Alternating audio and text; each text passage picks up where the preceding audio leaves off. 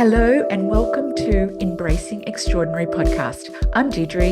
And I'm Jody, and we're here to create a space for you to explore, expand, and embrace that extraordinary exists, is possible, and how extraordinary you truly are. To hug, hold, accept, and embrace it to create your most extraordinary life. Hello and welcome back to Embracing Extraordinary.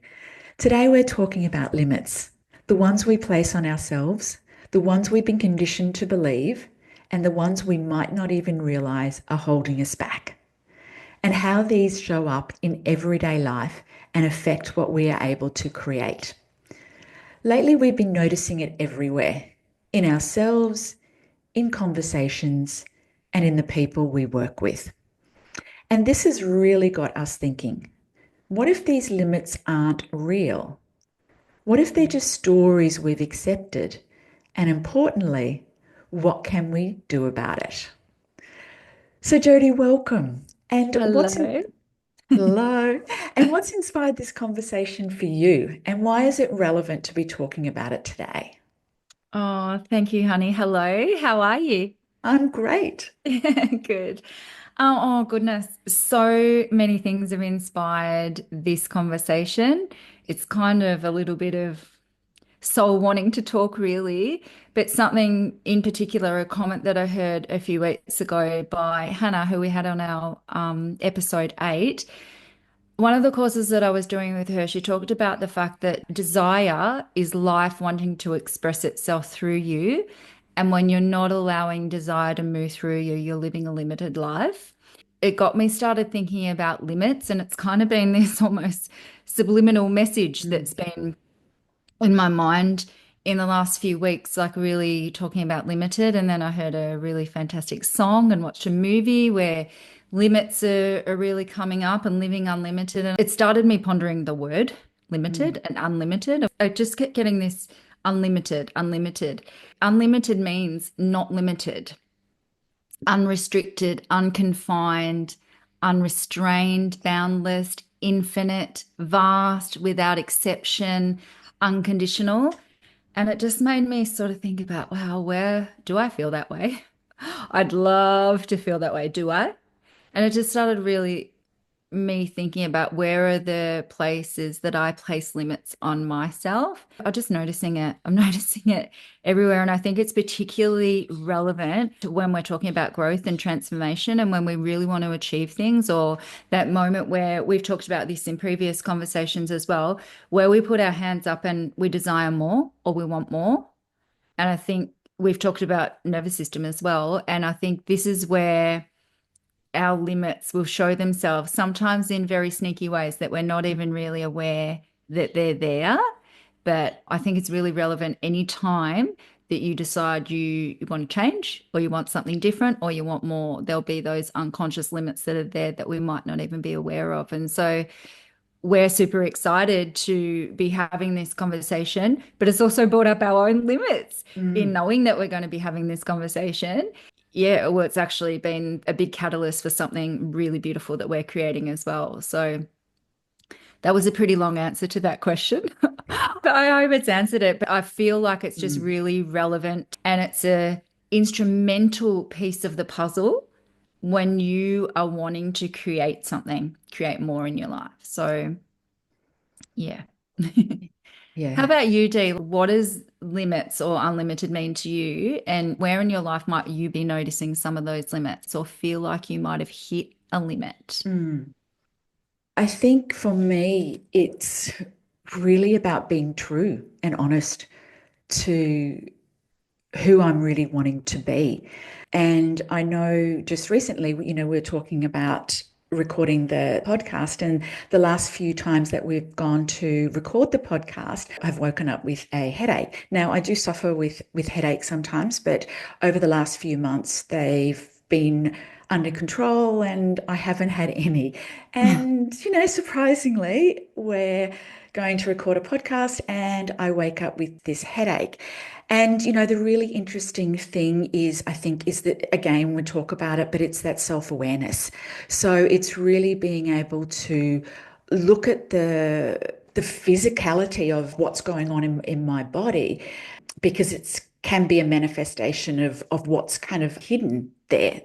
And to look at that with love and compassion and kindness and get really curious about that. And that's where I was able to then sit with that and really feel into my body and my headache and really just ask, what is this really about?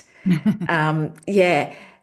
And it was interesting because then, yes, all of this fear came up, and it actually took me back to a childhood memory of when I got into trouble for doing something at actually it was at Kinder. Wow. Yeah, so I had spoken up and it wasn't the right thing, and I got into trouble. So that memory was still there in my body, and Mm. just being able to connect back into that memory and just ask my inner child, what is it that she really needed within that moment? And she just needed to be loved and to be made special, and feel that she's worthy and valued, Wow. and to give myself that within that moment. And interestingly enough, the headache started to really subside. Wow. But then again, the next time we went to record, I woke up with it again, but it wasn't anywhere near as intense. And again, just really with that love, that kindness and self-compassion, just, really checking in with that and feeling that. So I think that when we're disconnected from ourselves and we're on that real treadmill of life of just, getting up, taking some Panadol or Nurofen and just, pushing through, we don't really get that opportunity to experience the magic of what our body's actually telling us and how we Mm. can move through. And I know for me, that was just an upper limit. But the way that it came out in my physicality was through my headaches. And that's where, now that I'm starting to be a lot more in tune with this, I wonder what my headaches are really telling me. Mm. So I think it's all in the unconscious mind, that it's about, 96% of everything that we do comes from that unconscious mind. So I Mm. think, that's where it's really important sometimes just to create that stillness, to slow down and just connect in with self and just Mm. ask, what is this really about? Mm. Wow.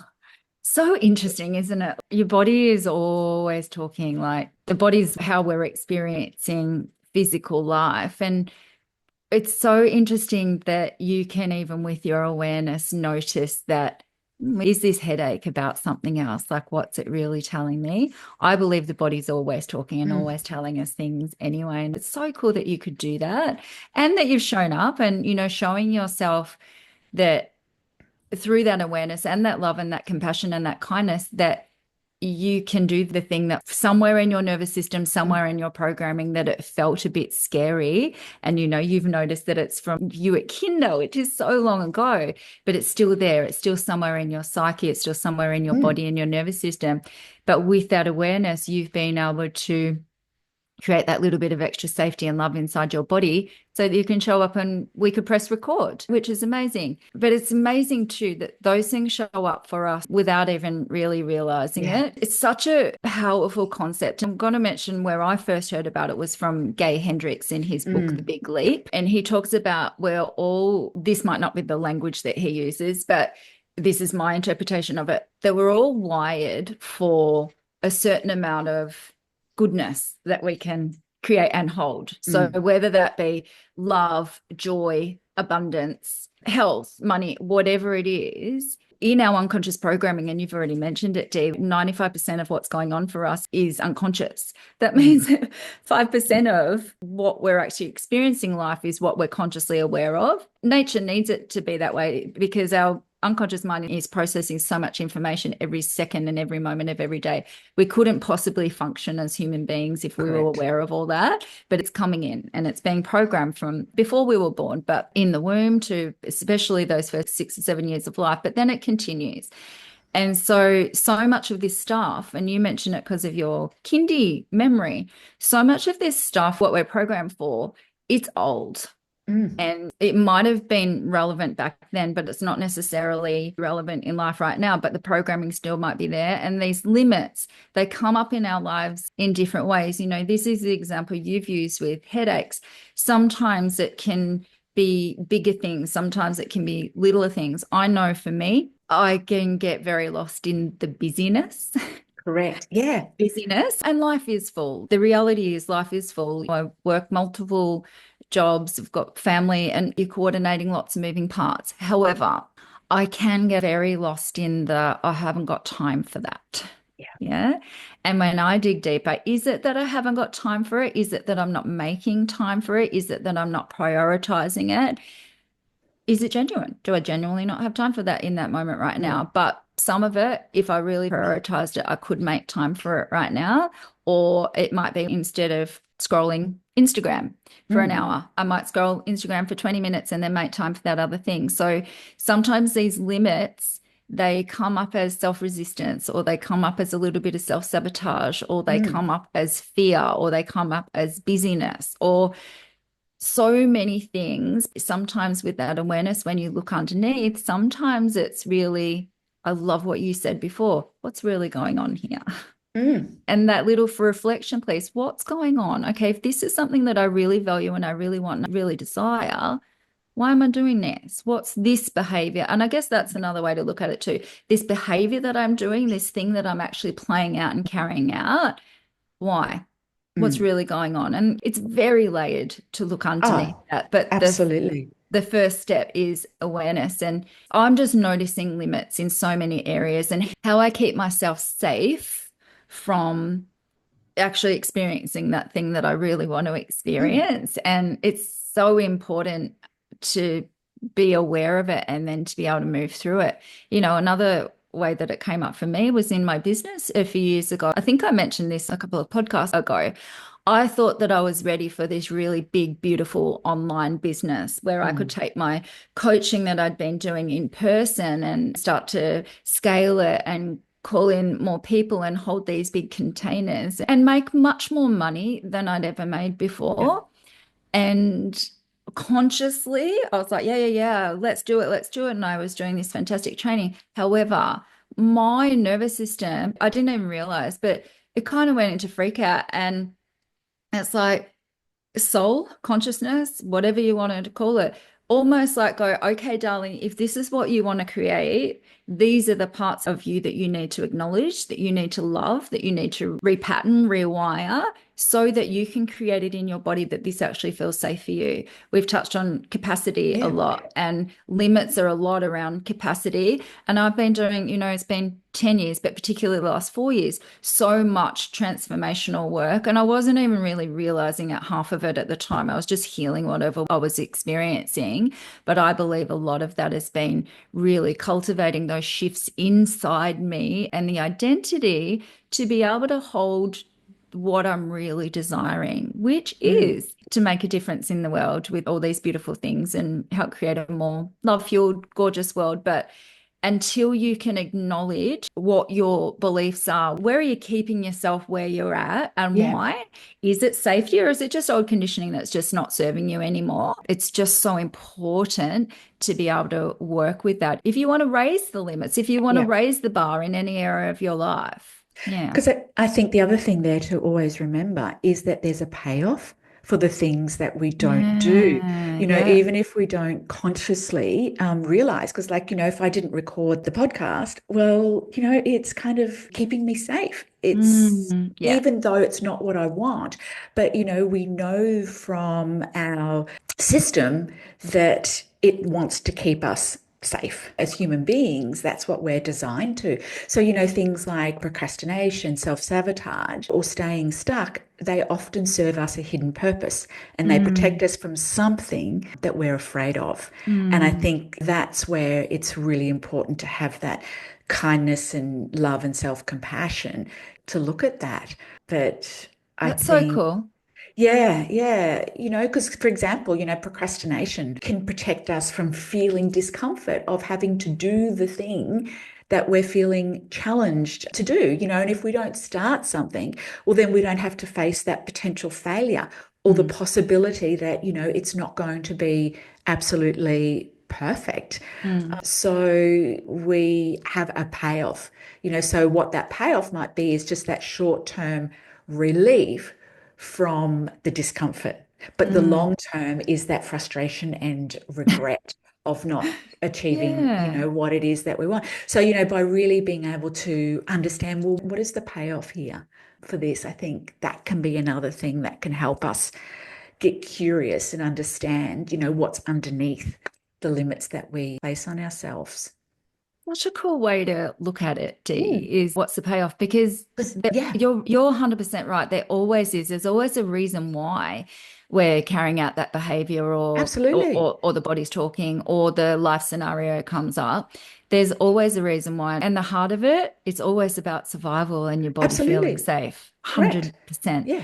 It's just Yeah. that what do we perceive as safe when we were 4 or 6 or 10 Correct. or 15 or 20 or whatever the age be versus where are you now? Yeah. Xavier Dagba talks about that in a really beautiful way. And he talks about it. And again, I'm not quoting his exact words, but this is my interpretation. We don't actually have a fear of being seen or loved or successful or abundant. What we have a fear of is the consequence of what happens when that's true. Mm.